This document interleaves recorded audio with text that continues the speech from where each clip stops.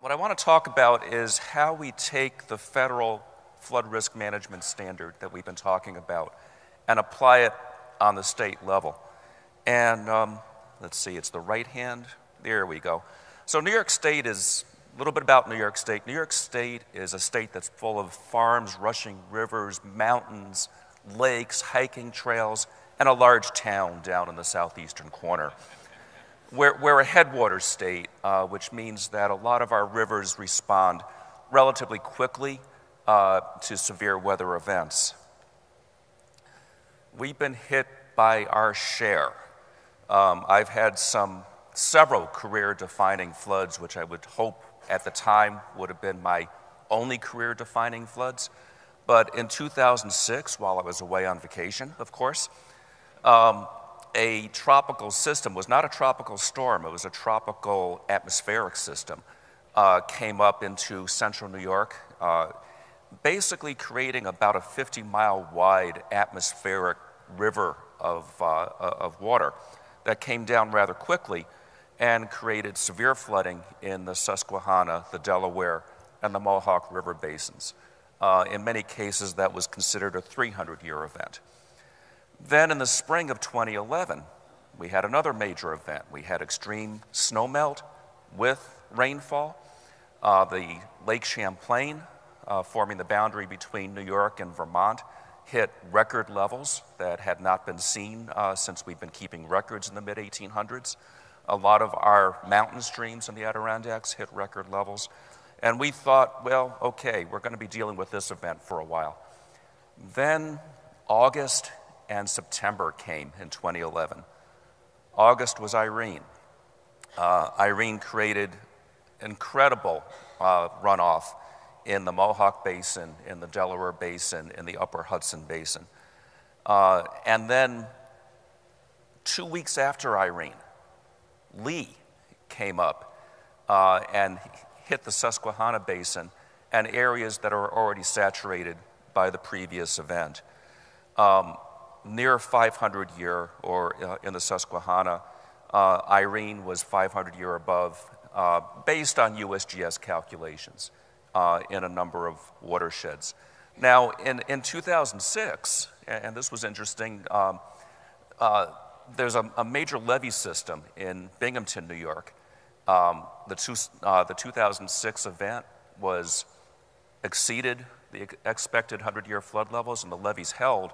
And then we had the job of going out to the local communities and trying to explain to them why the levees had insufficient freeboard and these areas were going to be mapped as floodplains.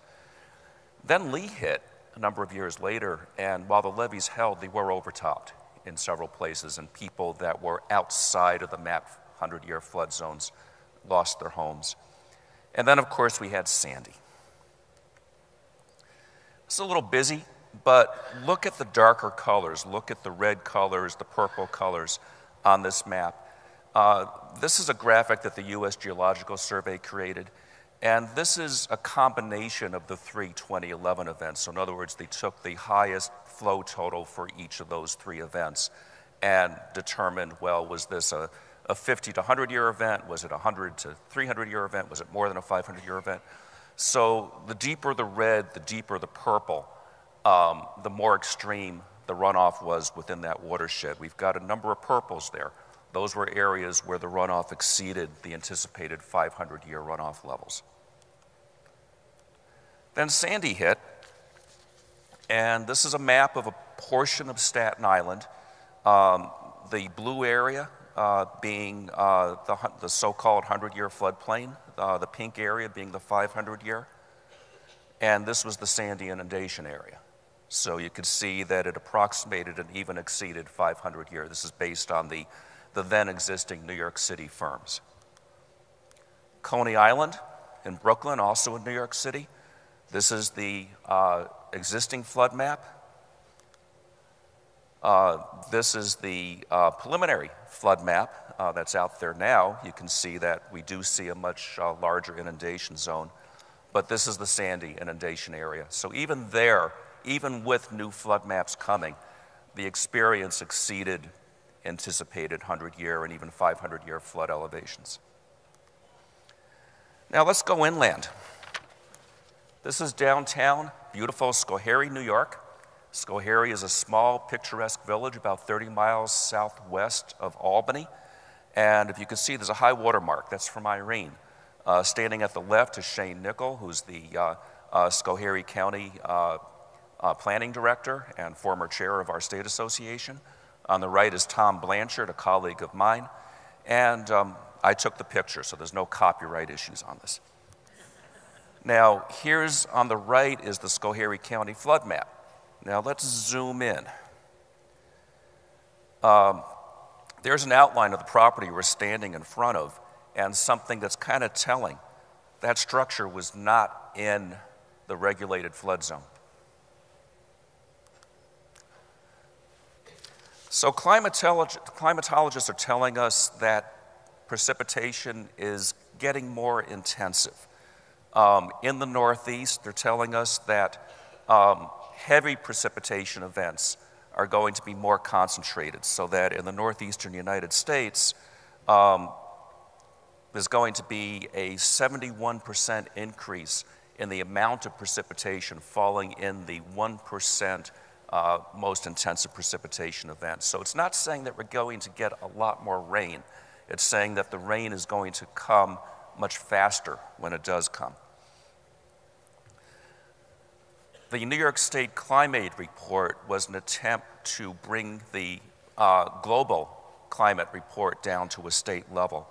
And what they're suggesting in that is that we're going to see about a 5 to 10% increase in total precipitation, about a 0.2 of an inch increase in precipitation coming from 100-year storms going into the end of this century, and that the 100-year storm becomes the 80-year storm. Now, this is a report that's about 4 or 5 years ago. What we're hearing now is that these numbers are getting larger, so we expect to see a different graphic in the near future. Here's a map of what's anticipated with sea level rise in Long Island, indicating that by 2100, and this is the 95% confidence interval, I believe, so by 2100, we can expect a 21 to 50 inch increase in mean sea level on the Long Island, New York City shoreline. So New York has responded. We've tried to. It's a big state. It's a bureaucratic state, so sometimes the responses don't go quite the way we'd like. But the first thing that happened after Sandy is that the governor commissioned what we call the 2100 Commission Report. That report was a focus on resilience. It really talked about infrastructure. It recognized that the economy of the state is dependent on our infrastructure. You look at the subway tunnels that flooded and the highway tunnels that flooded in New York City and the electrical systems that went down for weeks at a time. And what that does, not just to the safety of residents in the state, but to the economy of the state. So this report recognized that more resilient standards are necessary for the state's economy. Then getting down into the weeds a little bit, we debated within my own agency, well, how do you deal with things like major wastewater treatment plants that service hundreds of thousands of people? One major plant in Long Island was flooded and was out of commission. And we recognized that, well, you know, there are parts of the plant, it's not a simple solution. There are parts of the plant that can get flooded and can come back pretty quickly. There are other parts of the plant that are much more critical to the operations of the plant. So we said that we're going to divide the components of a wastewater treatment plant into those two areas, and that in riverine areas or in tidal areas, we're going to treat them a little differently. So we said that the elevation for the critical equipment in areas that are exposed to sea level rise must go to the 100-year plus 5 feet, or the Sandy high water plus 4 feet, or the 500-year, whichever is higher. And then we said in areas that are not subject to sea level rise, in the inland areas, the critical equipment must go to the 100-year plus 3 feet, or the Sandy high water plus 2 feet, or the 500-year again, whichever is higher.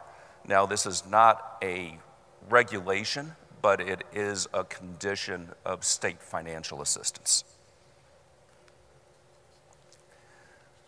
Then the state passed something that we call the Community Risk and Resiliency Act. Thank you. That act was passed last September, and that requires a lot of interesting approaches. It says that the state has to come up with an official sea level rise projection by January 1st, 2016. We're grappling with that now because there's a lot of projections out there, and we're trying to figure out which one to use and how to use it. It also says that the Department of State, we have a state Department of State, they manage our coastal zone programs, and it says that they, in coordination with my agency, have to prepare model local laws concerning climate risk, including sea level rise, storm surges, and flooding, and to make those local laws available to communities. So I'm involved in that committee. It says that we have to develop guidance on implementation of the law and additional guidance on the use of resiliency measures and that utilize natural resources and natural processes to reduce risk. It requires the consideration of future risk due to sea level rise, storm surge flooding, and future flooding in several specific permitting and funding programs. This is the key language. This language appears time and time again in this legislation. It's not lengthy legislation. You can actually read through it in about 20 minutes. But this language appears that various permitting and funding programs must consider the future physical climate risk due to sea level rise and/or storm surge and/or flooding based on available data predicting the likelihood of future extreme weather events, including hazard risk analysis data if applicable. And I've been put in charge of a writing team that's going to provide guidance on future flood risks, so that's going to be an interesting task. And I'm looking forward to borrowing from the work that our federal partners have done. This is a list of the various permit and facility siting programs that the law specifically addresses.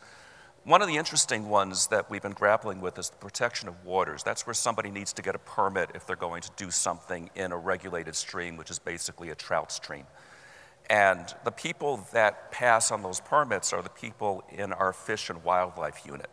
And we sat down with them and we said, you got to make the culverts larger, you got to make the bridges wider and higher.